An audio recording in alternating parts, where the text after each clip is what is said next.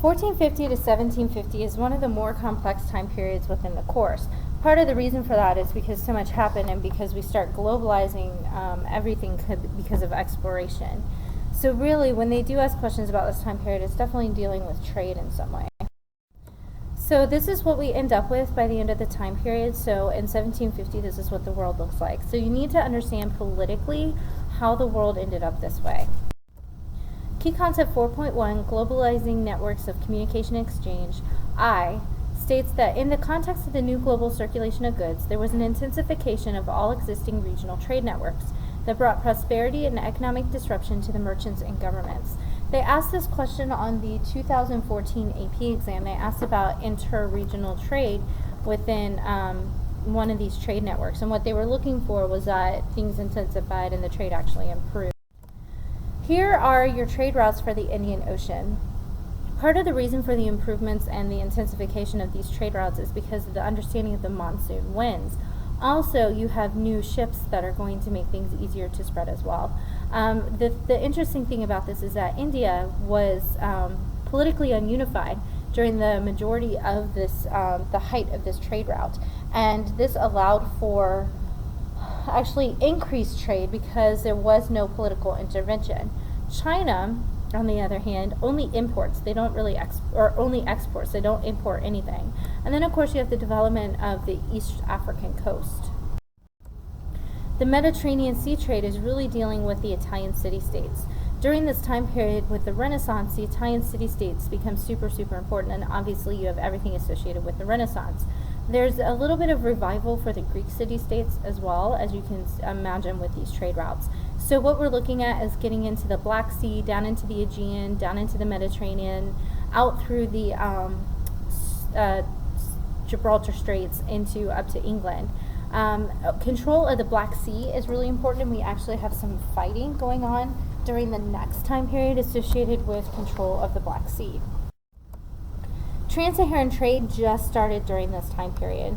The Sahara trade route was new because of the camel saddle. The camel saddle was a new technology that allowed for trade through the desert, because obviously everything associated with using camels for trade. And the other thing was that they some of the gold and the discovery of gold in the west coast area of Africa becomes super important. So we'll have a couple major trade states that develop out of the West African area because of the trans-Saharan trade. Timbuktu becomes a super important city, not only because it's a trade center, but it also becomes a religious center for the region as Islam starts to spread in there. A couple of goods you should know: gold, salt. Cola nuts are actually have caffeine in them, and so the cola nuts are actually going to be a super important North African trade item throughout most of its history. Even with gold, cola nuts were very sought after by the Europeans due to their caffeine content. You guys know the Silk Road. The Silk Road obviously revitalized during this time period because of the Mongols. The Mongols are going to make the Silk Road safer to travel, and the routes were already in existence. Obviously, you have the whole Marco Polo thing and everything else associated with the Silk Road during this time period. If you remember our trade game, again, the people in the middle are going to get the richest out of this. But another interesting thing is that the people who were getting the richest were the most politically unified and unorganized. 4.12 is about technology. So European technological developments in cartography, which means map making, and navigation built on previous knowledge developed in the classical Islamic and Asian world. So basically, the Europeans took what the Greco-Romans had done, and out of the Renaissance, they're going to adapt those inventions. And then, of course, because of the Crusades and things like that, the Islamic and Asian inventions are also going to make their way into Europe, and the Europeans are going to improve upon it as well. So we're going to look at new tools like the astrolabe and maps, ship designs. The Caravel is the most important new ship, and an improved understanding of global wind and current patterns, like I just said about the monsoon winds, all of which made transoceanic travel and trade possible. So what the astrolabe does is it predicts the position of the sun, moon, planets, and stars, and basically improves the navigation over water so that you can look up into the sky, check with your maps, and know exactly where you are. The maps were being reoriented to associate with these new mathematical measurements of the sun, moon, planets, and stars, and so they become super more accurate and easier to follow. The caravels are ships that were built by the Portuguese. They were small. They used a four-corner mast, and they were able to get closer to shore, which allowed them to row up to the shores a little bit easier. They were not as big as what the Chinese or what anybody else was doing. They were not cargo ships.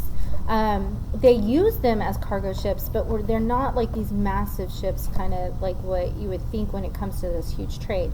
So they made a lot of them so that they could be more efficient with their trade. Wind currents, again, we're looking at the monsoon winds mainly. This is a picture of a caravel. You can see that it combines both the triangle and the four-corner mast, and it's the first ship to do that. And as a result of that, it actually makes it more navigable and like it's easier to control. So the Portuguese are going to develop this, and of course the Europeans are all going to start using it. Here are your wind patterns, your monsoon wind patterns. Not necessarily just monsoon. You can see the monsoons from India down to Africa, but they also figure out the Pacific current, the equatorial countercurrent, and so they were able to figure out which seasons were quicker for traveling in the different directions. The monsoons here impact all of East Asia, which is going to increase trade for Southeast Asia during this time period. We're going to see actually a lot of Muslim city-states basically develop within Southeast Asia and within all these island groups as a result of these monsoon winds. Part 3 is remarkable new transoceanic maritime reconnaissance occurred during this period. Basically, they were traveling and they were recording what they were finding. A is about official Chinese maritime activity. What the Ming Dynasty did was they sent down Zhang He to travel around and do exploration. He was 100% meant for exploration. You can see his 7 different travels. You guys actually mapped this in class. And he brought back like exotic things. It was not meant to be a trade expedition or anything to do with economics. It was 100% just exploratory.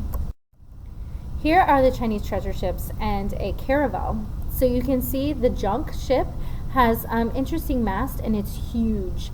It has to be huge because they are bringing back elephants. But you can see in comparison to the caravel, the junk ship is not going to be as efficient or as easy to navigate as the caravel was because it's so much larger, and they were really expensive to build, and that's one of the reasons why the Ming Dynasty stopped traveling.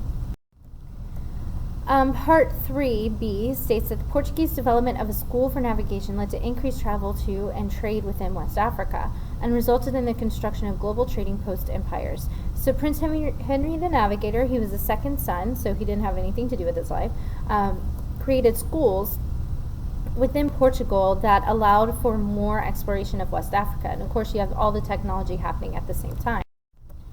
Here is what the Portuguese Empire looks like by the end of the 1750s. You can see obviously they get Brazil all up and down the west coast and the east coast of Africa. What the Portuguese were focusing on was the slave trade and gold. There's gold and diamonds in Brazil, which is why Portugal focused on it. But you can see that they actually had a lot of little colonial holdings out in Asia, all along the coast of India, which makes sense because what they were doing was taking over Great Zimbabwe. They were taking old trade cities that were already set up and just taking over. And then you can see just the spotty little areas within the Indonesian island groups, and of course in China. A little bit in the Middle East, but what ends up happening towards those middlemen, what we were talking about before with all the stand guys who are super rich because of the Silk Road trade, they're actually going to be impacted quite a bit as the water trade becomes more important. And overland trade is so slow and really actually more dangerous than being on the water. The Europeans are going to come to dominate financially. Part 3C is about the Spanish. So the Spanish sponsored the first Columbian and subsequent voyages across the Atlantic and Pacific, dramatically increasing the European interest in transoceanic travel and trade. Obviously, if Columbus was sponsored by Isabel and Ferdinand, and he took 4 trips across the Atlantic. You can see his 4 voyages. He actually died convinced that he had reached India. That was the whole point, was that they were trying to get to India in a different way. When you look at the Portuguese Empire, that makes sense because the Spanish were trying to compete with the Portuguese. And he got into the island groups of what will become the Americas. Northern Atlantic crossings were for fishing and settlements, continued and spurred European searches for multiple routes to Asia. So you could actually get to Asia faster if you go further north. It's hard for us to understand this because of our perspective on maps, because we look at maps when they're flat, but if you look at the top of a globe, the world is a lot smaller at the top. And the issue is whether or not you can get through these really cold areas without losing ships to the ice. So if you're careful enough and you plan your trip at the right times, you can actually get to Asia a lot faster over through these northern routes rather than having to go around Africa or try to go through Latin America or around Latin America to get to the Pacific Ocean. So the northern routes are going to be dominated mainly by the French and the British explorers because the Spanish and Portuguese were dominating Latin America and Africa. Cartier is one of the first voyages in 1534. He is going to go around Newfoundland and develop this and figure out the Strait of Belle Isle and go into the Gulf of St. Lawrence. You can see Prince Edward Islands and all of these areas that are now part of Canada. 3E, in Oceania and Polynesia, the established exchange and communication networks were not dramatically affected because infrequent European reconnaissance in the Pacific Ocean. So Captain Cook isn't until really the end of this time period and into the next time period.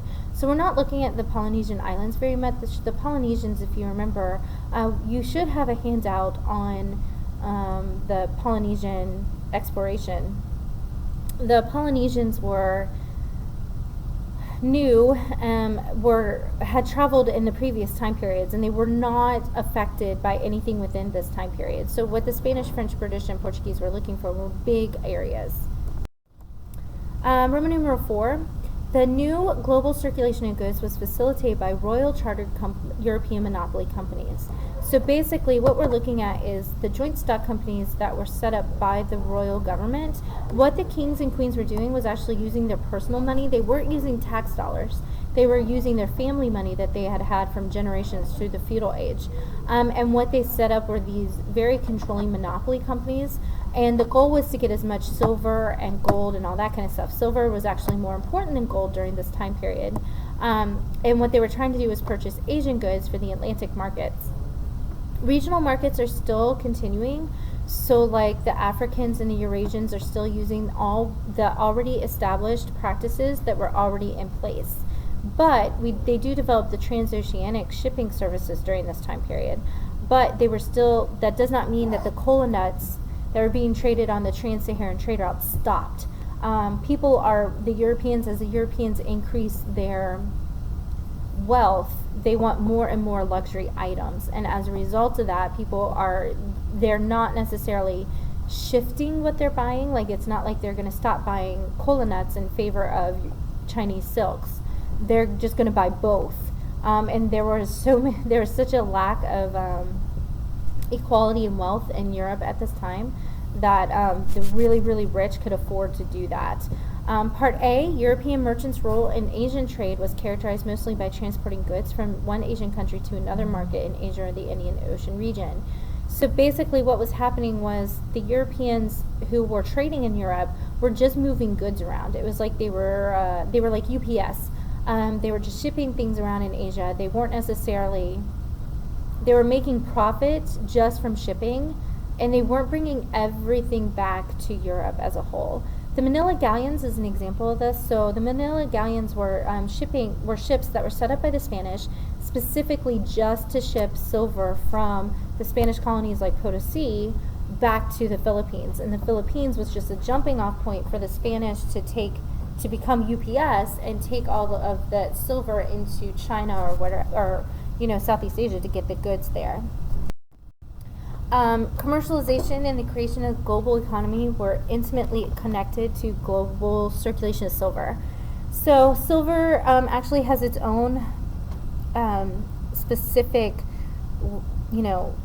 key concepts, the AP really emphasizes the spread of silver during this time period, and the DBQ gave you a huge amount of information on that. So you may want to go back and read over, not what you wrote, I wouldn't suggest that, but maybe some of the documents and the concepts found in the silver DBQ. Unfortunately, because of the huge, massive amount of silver that they were pulling out, it actually creates huge inflation. And Europe ends up not having any of the coins, because all the coins ended up in Asia, which will affect the next time period on a large scale. Part C, influenced by mercantilism, joint stock companies were new methods used by European rulers to control their domestic and colonial economies, and by European merchants to compete against one another in global trade. So, first you want to be able to understand what mercantilism is. Mercantilism is an economic policy, and there's 5 things you want to do when you're a mercantilist economy. You want to hoard bullion, like silver, like you want to hold on to the coins. Obviously, all the European states fail at this. They want to maintain a favorable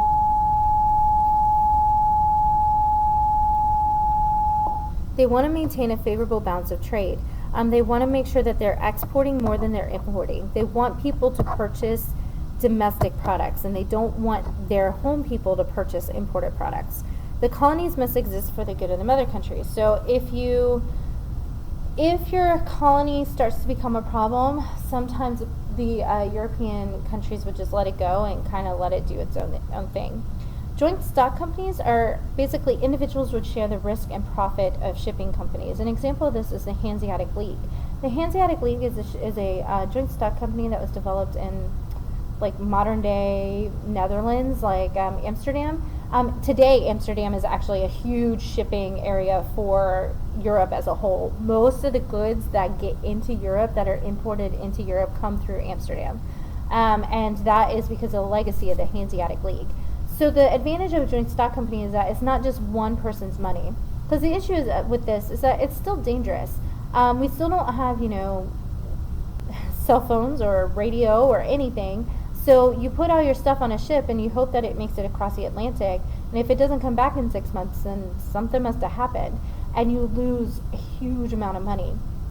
This actually, in the beginning stages of this mercantilistic, shipping industry that was developing for Europe, people were going bankrupt because their ships sunk or whatever. So joint stock companies developed so that everybody would kind of share, and they did have to split the profits, but if the ship sunk, then you may actually survive. You still may not end up completely bankrupt. Part D, the Atlantic system involved the movement of goods, wealth, and free and unfree laborers, and the mixing of African American and European cultures and people. So we did the Columbian Exchange project on this. You may want to go back and review that map that you did that was associated with the presentation, so you can kind of maybe have a couple goods in mind that you would want to talk about if you do end up with like some type of CCOT associated with the Columbian Exchange. They asked that question in the past 10 years, so I'm not really sure that it would pop up again, but you never know. So the mixing of the people, you do want to make sure you have your specifics on the terms. The mestizos is your European and Native American. Mulattoes is European and African. So the casta is basically the social level for the mixed people. So you have your European, like your white, well, slightly tan Europeans, and they were running the show in Latin America. And then you had your separate casta groups, and your casta groups are the natives, the different levels. So like, for example, a mestizo and a mulatto would be pretty much on the same level of society because they're both mixed. Another example of the movement of the culture and the mixing of the culture is voodoo. Voodoo is a mixed form of Christianity with African. And so voodoo obviously is going to survive, as it is still actually practiced in Haiti on a large scale, some a little bit in New Orleans. It's a lot of your French areas because it's more Catholic than it is Christianity. So you're going to see it more in your old French colonies. Here is your map with just some of the goods. Again, this is something that you may just kind of want to consider memorizing a couple things and being able to analyze like the impact of it. So for example, the fact that the Africans were, getting pulled out of Africa. So you definitely want to know the impact of the slave trade on Africa as a whole. But remember that it's more about gender ratios and things like that. It's not so much overall population, because the overall population throughout this time period is going to increase despite everybody dying and despite the slave trade and everything else, because the food diversity and the better nutrition that was happening as a result of this, of the all of these goods going everywhere. You may want to take on tobacco perhaps in an essay. James I actually wrote, the King James I wrote a huge pamphlet about how bad tobacco was for you and that it would cause bad things to your health, but people still smoked it anyway. And believe it or not, it's not until the 1970s, like 1975, when the Surgeon General finally put the warning on cigarettes. Crazy. You can see all the different things that are going from one place to another. You definitely want to know sugar. Molasses is a form of sugar. Maybe a little bit about the alcohol. But really it's tobacco, your cash crops. That's really, and of course your slave trade. That's super important. Here are the slave regions that were set up as because of the transatlantic slave trade system. So you can see obviously most of this is set up by the Portuguese. However, a lot of the kingdoms, the African kingdoms, coastal kingdoms, converted to Christianity and then went into the center of Africa to find the slaves to sell to the Portuguese. Unfortunately, you guys have often kind of been taught, these white guys running around Central Africa kidnapping, but it technically really wasn't that way. It was the Africans enslaving the Africans, and all the ramifications associated with that. Here's just some data. Again, this is just more specifics if you do end up with any kind of essay associated with this that can help you, maybe memorize a couple of facts and figures just in case. You can see that the Portuguese were the ones that were transporting the majority of the slaves. Believe it or not, when the United States was established, we actually only imported 300,000 of our own slaves compared to the 4 million that the Portuguese were importing and exporting. Britain was heavily involved in the slave trade early, and you can see that other countries were definitely involved. So we're looking at about 11 million slaves were taken out of Africa and brought over into the new Americas. Okay, Roman numeral 5. New connections between Eastern and Western Hemisphere result in the Columbian Exchange. Okay, so this is really about CCOT. You've got diseases. Pick a disease and you could analyze that in an essay: smallpox, measles, flu. And then you've got some pests like mosquitoes and rats. So you can talk about one of those. Maybe hit up the mosquitoes with the spread of malaria. The Africans being immune to malaria was a positive thing for the American labor source. American foods, obviously pick one or two to be an expert on: potatoes, maize, corn, or manioc. Manioc is a root vegetable. And then your cash crops, like I said, cacao or tobacco would be a good cash crop to know. And remember that all of this stuff was grown on plantations with coerced labor and enslaved labor. The animals are a big deal: horses, pigs, cattle. If they do ask you something, they really don't ever see, we never see at the reading, environmental paragraphs. So if you could find a way to throw in an environmental paragraph, it would be impressive enough to maybe get you some expanded core points, because nobody else ever talks about that. So you can talk about horses increasing transportation, or pigs repopulating so quickly over here and causing some serious environmental damage, or something like that. Afro-Eurasia nutritionally, we already talked about that in a previous slide. And then, of course, the settlement practices with the physical environment. Again, you could talk about the development of plantation, taking down trees, using slash and burn, setting up these massive tracts of land for cash farming, and the environmental impact of all of that: deforestation, soil depletion, all that kind of good stuff. Here's a map. Again, you got some data here that maybe you could memorize that is associated with perhaps an essay.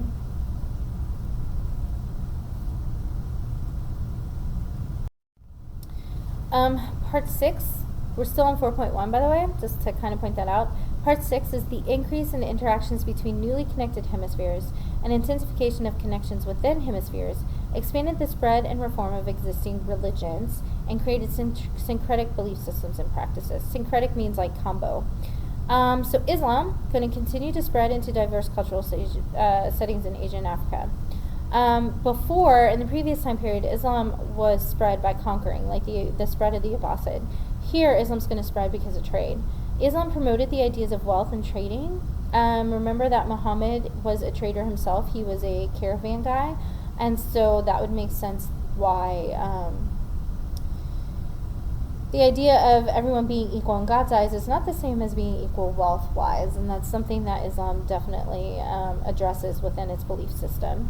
And so merchants really accepted Islam on a whole. Okay, part B.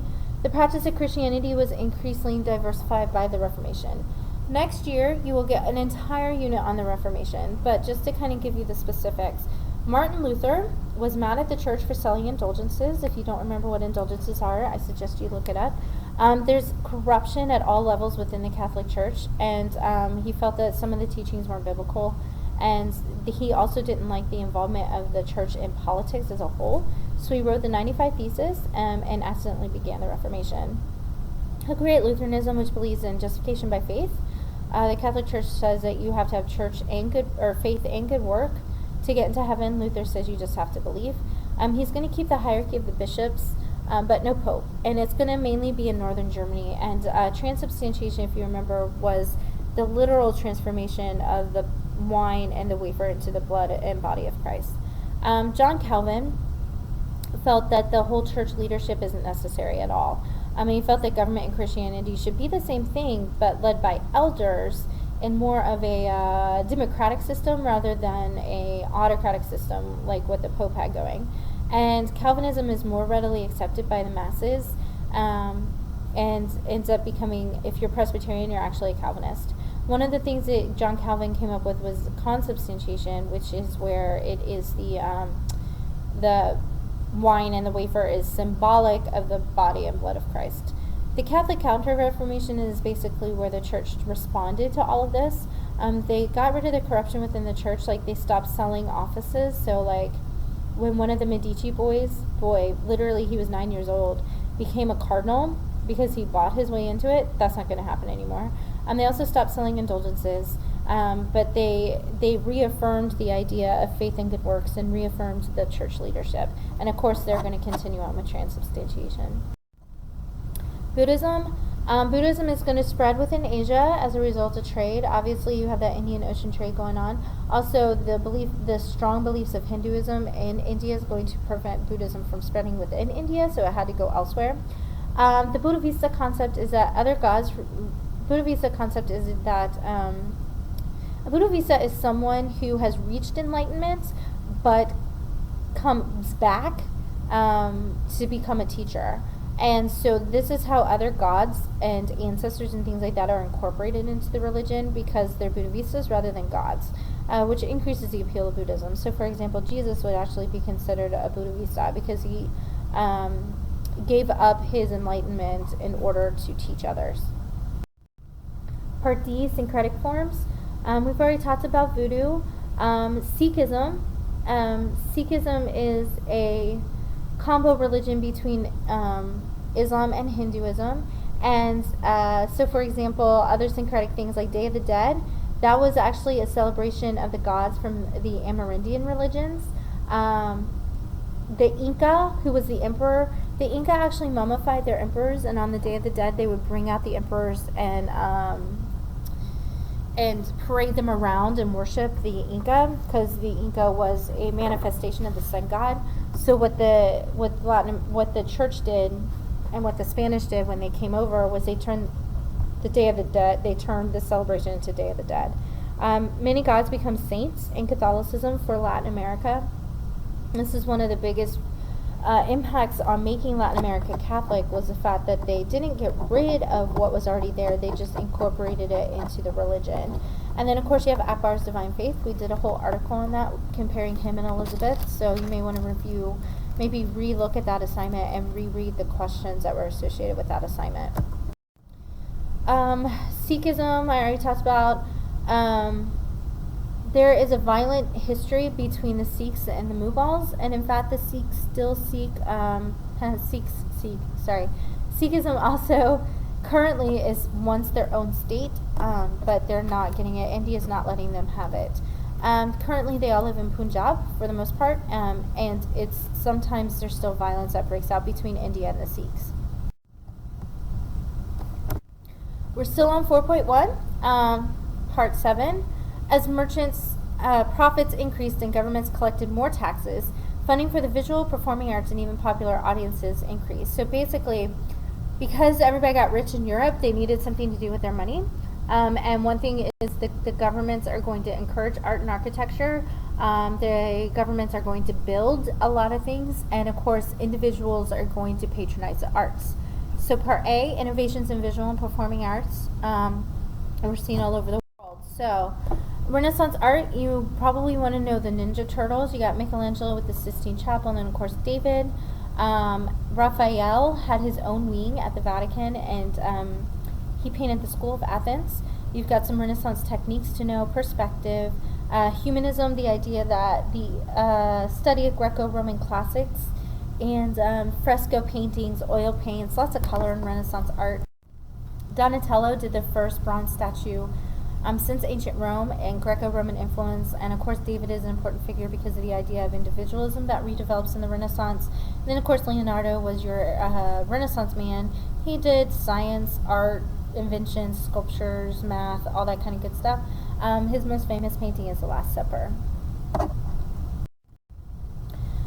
Literacy expanded and was accompanied by proliferation of popular literary forms in Europe and Asia. So Cervantes wrote Don Quixote. It's considered the first novel ever. It was written in the vernacular language, which was Spanish. Sundiata, actually Cervantes, Don Quixote is a comedic figure who tragedy befalls him quite often. And he actually had a donkey as a sidekick, so it's kind of like Shrek. Sundiata is the story of Mali's leader. It's told orally through the griots. Sundiata, the actual text, was not written down for quite some time. Journey to the West was a Chinese novel. It's a fiction of a journey of a Buddhist monk who went to India. And it's kind of like the Travels of Marco Polo or something like that. And then Kabuki theater included dancing and acting. Here are languages throughout our Eastern Hemisphere. So you can see the most spoken language in the world is your Indo-European languages, and then you have your non-Indo-European languages. So you can see how much Indo-European languages are going to spread throughout the world. Here's your religions. You can see the different forms of Buddhism, Confucianism, Hinduism, Sunni, Shiite, Eastern Orthodox Christianity, Protestant Christianity, and then Roman Catholic Christianity. And then, of course, the Jews. The Jews are kind of scattered everywhere. If you notice, Jews are actually in the modern-day Israel at this point. Muslims will take over eventually.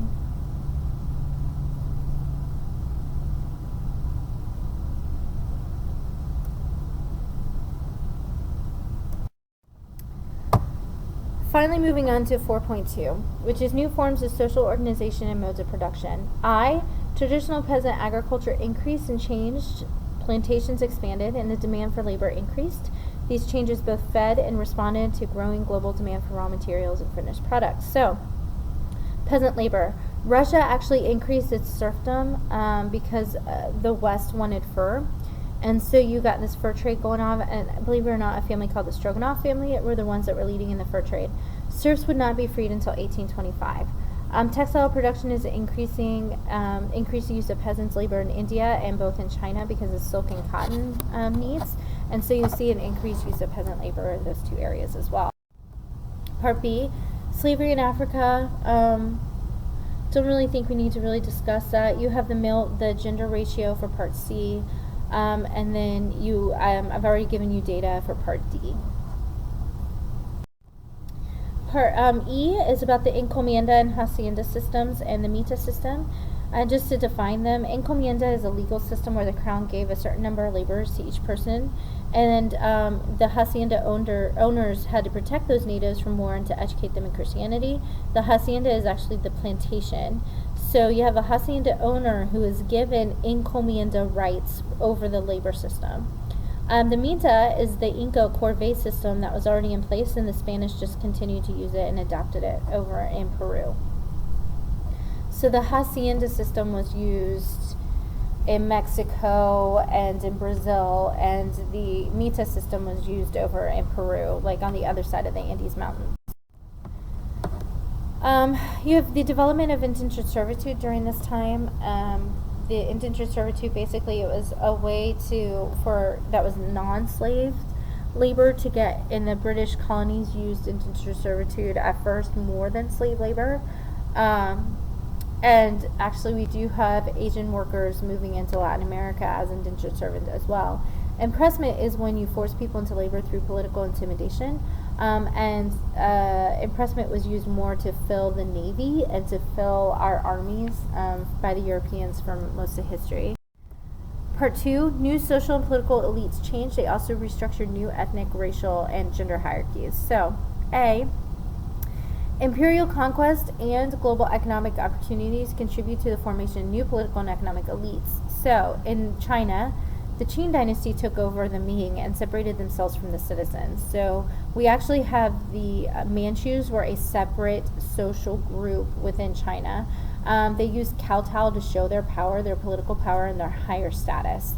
The Creoles were those of European descent who lived in the New World, and they challenged the Peninsulares. So the Peninsulares were the people who were born in the peninsula, born in Spain or in Portugal, and they were sent over here to be governors or something like that.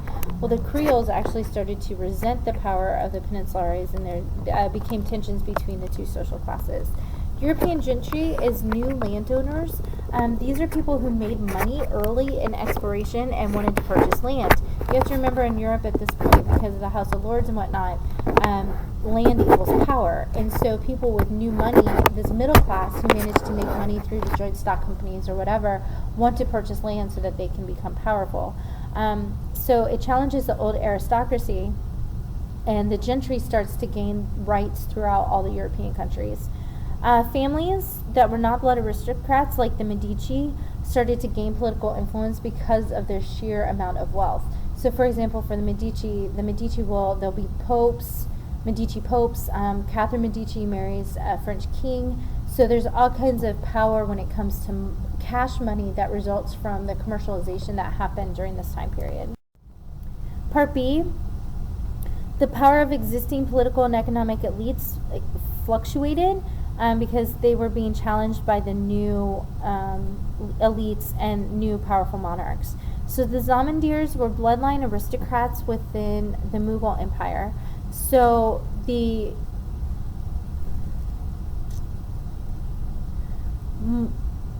were they were basically aristocrats, Muslim aristocrats, who started to get titles. And they actually considered themselves to be princes quite a bit. And the Muslim rulers actually had trouble dealing with them. The nobility in Europe obviously is going to change. Kings tried to control them through things like distraction, like Versailles, fake titles like the Table of Ranks in Russia, or through economic favors everywhere. England really used favors and influence more than other states. The daimyo, the new Tokugawa shogunate, basically had to control the old bloodline aristocracy, and so they used the distraction method, like Versailles. The daimyo had to go live in the capital city, Edo, and they had to spend money, which made them unable to support their samurai, and they lost their military power. Part C, notable gender and family restructuring occurred, including the demographic changes in Africa. So Africa experienced that imbalance in gender. Polyandry is going to develop, which is having more than one husband. European families started to have less and less children because of migration to the New World. And the middle class, women were used in merchant activities, and since women were working, they were too busy to have children, and so you have smaller families developing in Europe, especially within the urban centers. Part D, massive demographic changes. We talked about this. More people, new ethnic and racial classification. All right, part 4.3, state consolidation and imperial expansion. So rulers used a variety of methods to legitimize and consolidate their power. In order to be in charge, you have to have a way to say that you should be in charge, that people will say, okay, yeah, you should be the one in charge. So absolute rulers used architecture. So like Louis XIV built Versailles, Peter the Great built St. Petersburg, the church built St. Peter's Basilica, So they're showing off their wealth, and these massive, massive buildings were kind of scary, and so they end up controlling people. Urban planning, a lot of emperors actually built and organized their cities in a way that glorified the palace as the center, or they provided services for the people so the people would be loyal to them. There was a lot of propaganda going on and PR going on during this time period. Literature, believe it or not, a lot of the kings and queens wrote. Henry VIII actually wrote a lot of poetry, and he actually wrote the song Greensleeves, and he is going to use his artistic prowess to continue his political power. Visual arts, for example, the Medici sponsoring the Renaissance artists, or the church paying for Renaissance art as well, is an example of how they're using these visual displays of power. Part B, rulers used religion to legitimize their power. You have your divine right monarchs in Europe like Louis XIV, Henry VIII. Henry VIII is going to name himself the head of the Anglican Church and get rid of the power of the Pope in England altogether. Louis XIV used propaganda about the sun, and the sun rises and sets because he allows it to and asks it to. The Safavid, you can remember Shah Ismail is going to use 12 Rashidism to gain control. The Aztecs are going to use terror tactics and the whole we have to have a sacrifice to maintain their political power, and use religion for politics.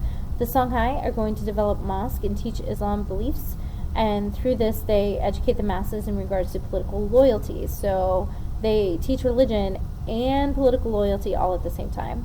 The Chinese emperors, of course, are going to encourage Confucian learning.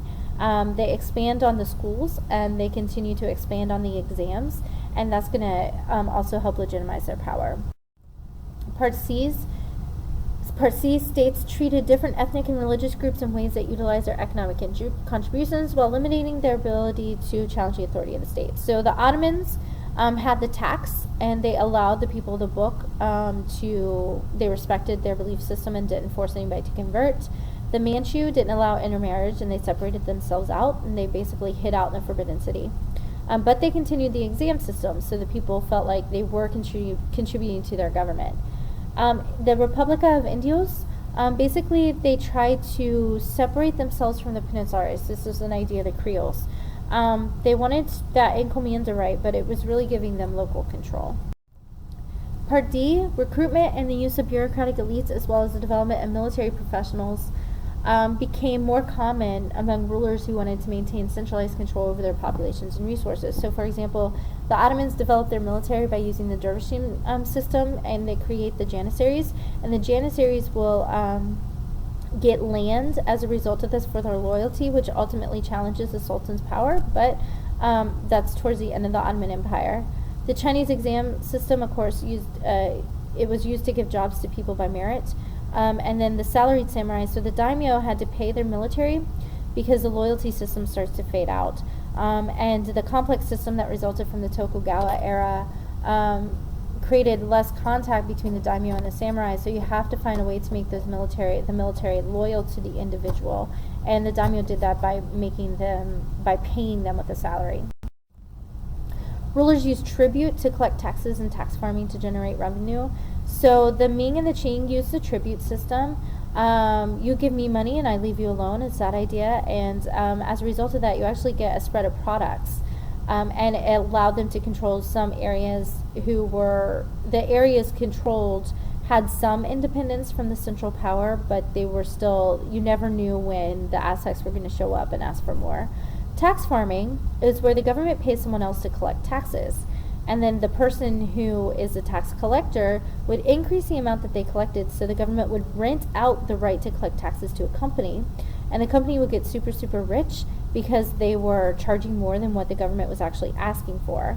And the tax farmers could eventually challenge the government, which actually happened on a large scale in the Ottoman Empire, which is part of their weakness towards the end of the 1900s, the beginning of 1900s.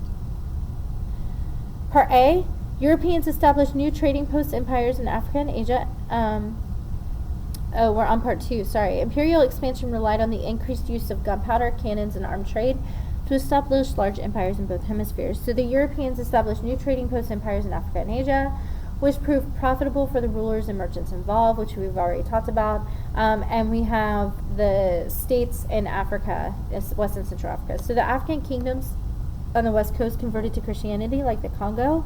They also were we already talked about them going into the central area. Land empires including the Manchus, Manchus, Mughals, Ottomans, and Russians expanded. Qing, really big. Mughal Empire, you can see where they were added by the different emperors. The Ottoman Empire and all of its expansion.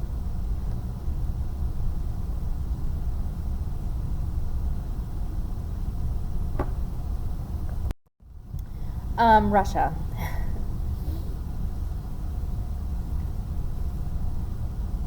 You can see Russia getting into Asia, which is going to have an impact with Japan.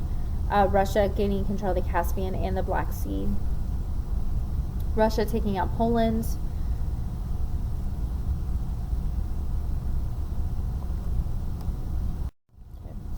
Part C, European states, including Portugal, Spain, the Netherlands, France, and Britain, established new maritime empires in the Americas. So what we just looked at were land empires, and now we're going to look at maritime empires. Portuguese.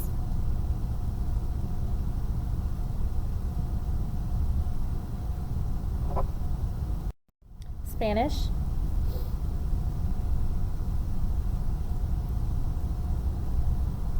Next year you'll talk about that part of Italy there that was under Aragon. Actually, Ferdinand of Aragon is going to conquer it. And you'll talk about that in a large detail next year. Netherlands.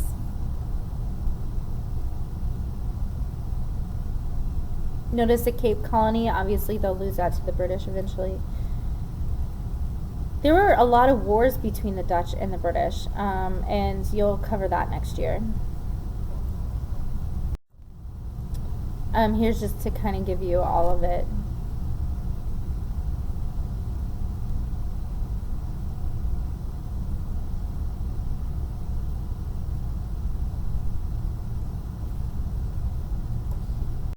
Okay.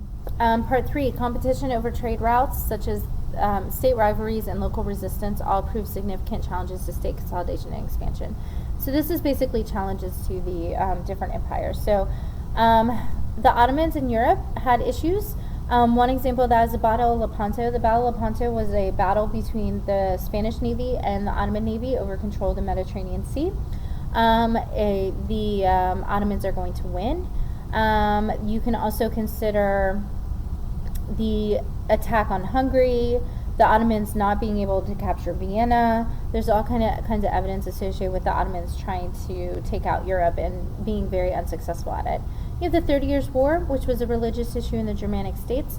All the European states will take sides, and this actually creates a problem between Spain and England during Elizabeth II's reign. Elizabeth II, that's the current queen, Elizabeth I. And that is why Philip II will send in the Spanish Armada into England, which Elizabeth is able to defeat. Of course, you have the Ottoman and the Safavid fighting over control of the Middle East for about 200 years.